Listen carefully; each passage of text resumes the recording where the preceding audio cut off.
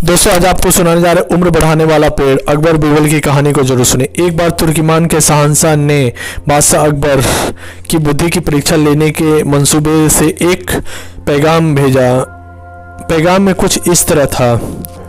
अकबर शाह, सुना है भारत में एक ऐसा पेड़ है जिसके पत्तों को खाने से उम्र बढ़ जाती है। हमारी गुजारिश है कि हमें उस पेड़ के कुछ पत्ते जरूर भिजवाइए। यह पैगाम लेकर तुर्किमान के शहंशाह का दूत और कुछ सिपाही अकबर के पास पहुंचे थे। पैगाम पढ़कर अकबर सोच में पड़ गया कि फिर उन्हें बीरबल को बुलाकर सलाह मंसरा। अंत में बीरबल की सलाह मानकर अकबर के तुर्किमान से आए दूत को सिपाहियों सहित एक सुदृढ़ किले में कैद करवा दिया।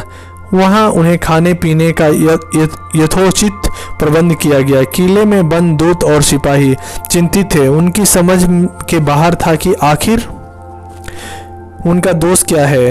कुछ दिन व्यतीत होने के उपरांत बीरबल को साथ लेकर अकबर उनसे मिलने पहुंचे। उन्हें देख दूत और सिपाही में उम्मीद जगी कि शायद अब उन्हें मुक्त कर दिया जाएगा, किंतु ऐसा कुछ नहीं हुआ। अकबर उनसे बोला, तुम्हारे शहंशाह ने हमसे जिस चीज़ की गुजारिश की है मैं वह तब तक ही दे पाऊंगा जब इस किले से एक दो ईंट गिर जाएगी। तब तक तुम लोग यहीं कैद रहोगे। अकबर की बात सुनकर दूत और सिपाही की वहां से मुक्त होने की उम्मीद जाती रही। दिन गुजरने के साथ दूत और सिपाही का चिंता बढ़ने लगी।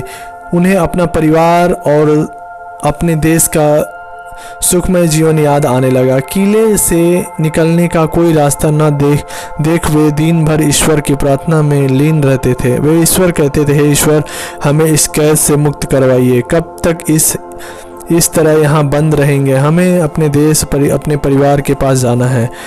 तो सर्वा है, कुछ चमत्कार कर हमें यहाँ से बाहर निकाल। उनकी यह नृत्य प्रार्थना का असर था या प्राकृतिक उन पर मेहरबान थी। एक दिन उस क्षेत्र में जोरों का भूकंप आया। भूकंप से उस सुदृढ़ किले का एक हिस्सा धराशायी हो गया। अकबर को अपनी कही बात याद थी। किले में के धराशायी होने की सूचना मिलने पर अकबर ने दूत और सिपाही को आज़ाद करवाकर अपने समक्ष दरबार में हाजिर करवाया। अकबर उन्हें संबोधित करते हुए बोला, तुम्हें तुर्किमान के शहंशाह का वह पैगाम याद होगा जिसे लेकर तुम लोग हमारे पास आए थे। अब तो तुम्हारा यह पैगाम जवाब पता चल गया होगा। यदि नहीं तो बीरबल तुम्हें उसकी व्याख्या कर देगा। अकबर के इतना कहने के बाद बीरबल अपने स्थान से उठ खड़ा हुआ और कहने लगा, बादशाह अकबर ने एक दूत होते हुए भी आप लोगों को कैद कर लिया था। कहीं न कहीं ये एक प्रकार का जुल्म था। आप लोगों की संख्या मात्र 50 है और देखिए आपकी आशाएं इतना सुदृढ़ किला धराशायी हो गया। आप सोचिए, जिस देश में हजारों लोग पर जुल्म हो रहा हो और उनकी आह का क्या असर होगा। क्या वहाँ के बादशाह की उम्र बढ़ेगी? नहीं, इन आहों के प्रभाव से उनकी उम्र तो घटती चली जाएगी। वह देश का पतन के कगार पर पहुँच जाएगा। इसलिए तुम्हारा शहंशाह से कहना कि प्रजा की उत्थान और भलाई के लिए कार्य करना, उसकी रक्षा करना और उन पर अत्याचार न करना ही आयुर्वेदिक वृक्ष है, आयुवर्धक वृक्ष है।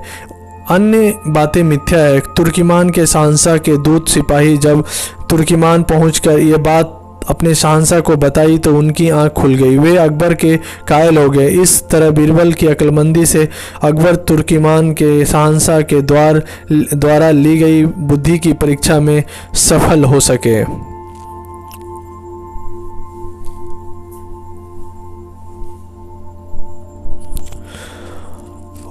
और और अच्छी अच्छी कहानी सुनने के लिए हमारे चैनल को सब्सक्राइब करें। आप सभी का बहुत बहुत धन्यवाद। अगर कहानी अच्छी लगी तो लाइक शेयर कमेंट भी करें। धन्यवाद।